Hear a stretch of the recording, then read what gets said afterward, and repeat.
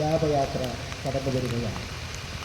കഴിഞ്ഞ ദിവസം ഛത്തീസ്ഗഡിലുണ്ടായ ബോംബ് സ്ഫോടനത്തിൽ വീരമൃത്യുവടഞ്ഞ ഈ നാടിൻ്റെ പ്രിയങ്കരനായ ധീരനായ പ്രിയപ്പെട്ട ജവാൻ വിഷ്ണു അന്ത്യയാത്രയിലാണ്.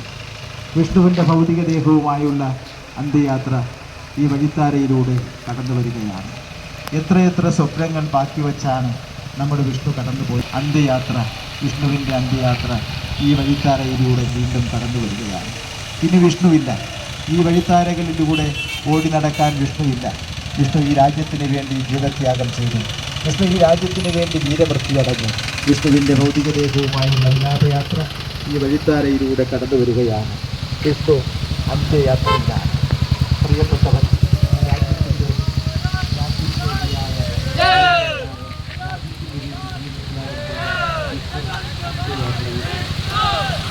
ഈ വഴിത്താരയിലൂടെ വിഷ്ണുവിൻ്റെ ഭൗതികദേഹവുമായുള്ള പശാനങ്ങ് പോകണം.